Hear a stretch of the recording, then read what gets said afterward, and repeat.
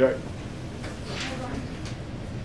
That's okay, just leave me out of things. No, that's what I was asking. My therapist Oh, don't says- look at it yet, though. I'm ready now. Is it okay now? Okay. So you guys should all have a piece of paper in front of you, face down, and a pencil. Does everyone have that? So when I tell you go, you're going to flip it over and answer the questions as fast as possible. And as best you can. Ready? Go.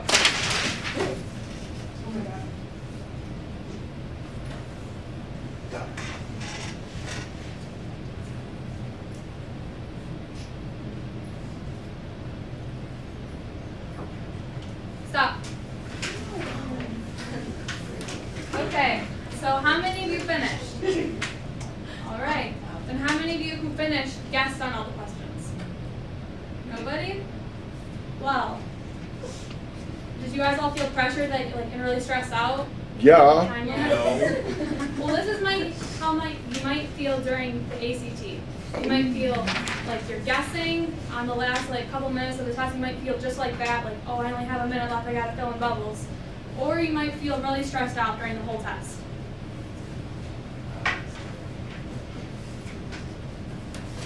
So the ACT is ruining your guys' future. It's ruining the future of all students in America. So what is the ACT? Well, the ACT, you guys have all taken it, I'm sure, is a standardized multiple choice test. And there's 4 different sections. There's math, reading, science, and English. And there's also writing, which is optional if you take it. Like all of you took it at the school with the writing, but if you take it again, you have to pay extra money to do the writing. They're all timed differently depending on how many questions there are. Like the math, there are 60 questions, and you have 60 minutes. And this is used all across America to get into colleges as well as the SAT, but this is also used. And what does the ACT measure? The ACT measures your college readiness. So the scores reflect how well you are going to be able to perform in each of the different subjects. It also measures your educational development. So it'll measure whether you have the English skills or whether you excel in math or reading or science. But this is not always true since the ACT is timed. I'll get to that later.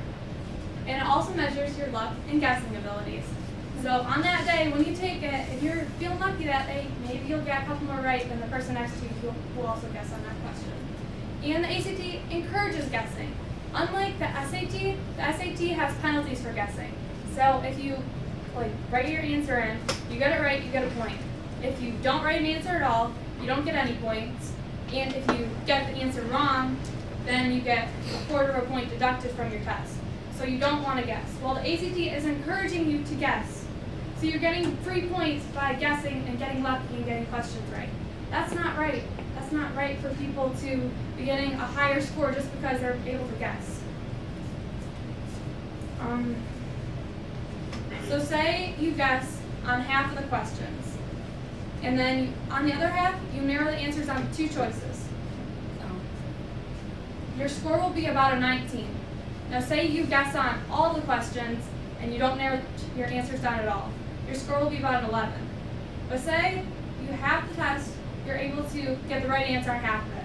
Then on the other half, you make an educated guess on that half, your score will be about a 26. Now why, when you only know half the answers, why should you get a 26? That's a score that's pretty good, and it'll get you into a lot of colleges. But you don't even know half the answers. How is that right? Okay. So what doesn't the ACT measure? It doesn't measure your intelligence, your knowledge. It doesn't measure your common sense, and maybe you have musical knowledge, or you have a lot of knowledge about using computer programs or something like that. It doesn't measure those things. But this test is going to be used to get you into a college, and then it also doesn't measure your self-motivation and your work ethic. Just because you can answer the questions in a certain amount of time doesn't mean you're able to work hard and you're motivated to do the work. So say you get a 35 and Harvard lets you into their college, but maybe you're not motivated and you don't do the work. Why should they let you in?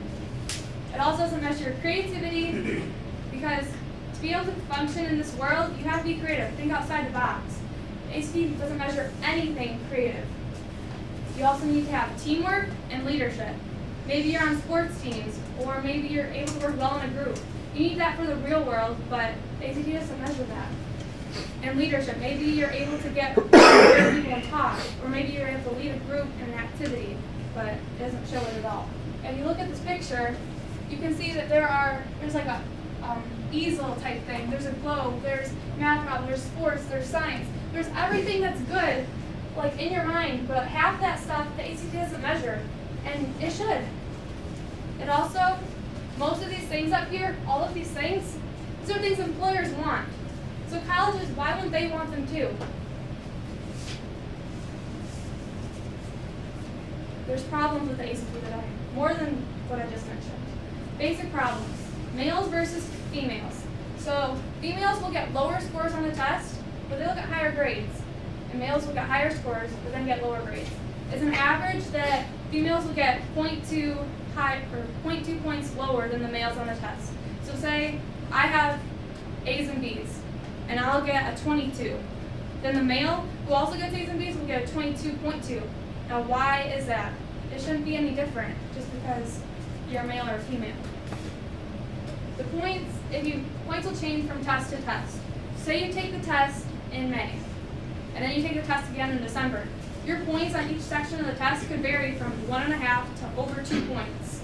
So say I get a 25 the first time, I could get a 27 the next time, and that's average, that's normal.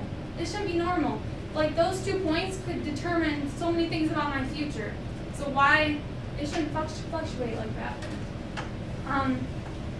You'll have a 2/3 chance that it fluctuates that much, and you have a 1/3 chance that it'll do it even more. It'll go up or down even more. The ACT also causes too much stress. Like when you took this test, you felt the stress. I'm sure when you guys took the real ACT, you felt the stress as well. Stress can cause headaches, it can make your stomach upset. It can cause vomiting, and it'll cause you to get less sleep. There's even some ACT tests even have instructions, if you vomit on the test, what to do with it. Oh. That's ridiculous. And then 78% of these colleges test important, but you might vomit on it, but they still consider it important. It also was a hassle. Like when the juniors took their whole week of testing in March, that's a whole week of education that they're losing just because to take this stupid test that doesn't determine crap. She is fired up. So also, many people say that ACT is coachable. Higher income, on average, equals higher scores. Higher income tutors or personal tutors, they can afford like personal workbooks just like this one.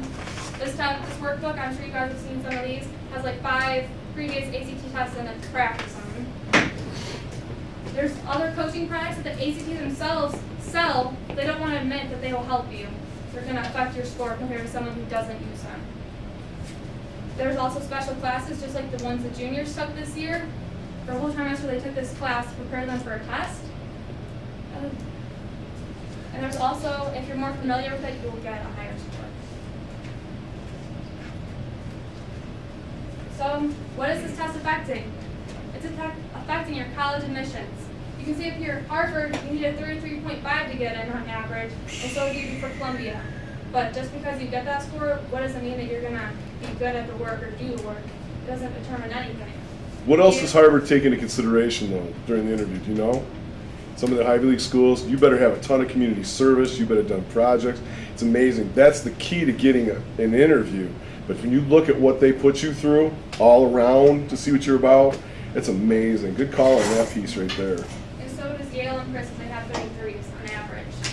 So if you have maybe like a 20 or 29, chances are you're not going to get an interview again. It also determines scholarships. Say you apply for scholarships, but say the cutoff ACT score is like a 25 and you have a 24. Well, maybe if you would have guessed better on a couple questions, then you would have a 25 and you'd be in the guess pile instead of the no pile.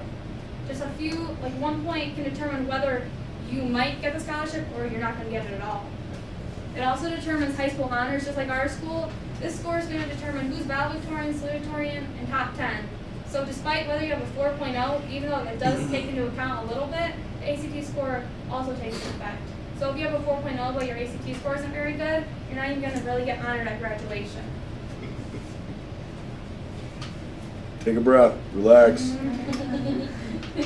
And solutions are to get rid of it altogether. it just needs to be gone. Instead of colleges looking at the score, they should look at your grade point average. The grade point average, maybe you can look at trends. Maybe your freshman year you get like B's and C's, but then by junior and senior year you're getting A's and B's, or all A's. I mean, that shows that, oh, they're working a lot harder now than they were before. ACT won't show that at all.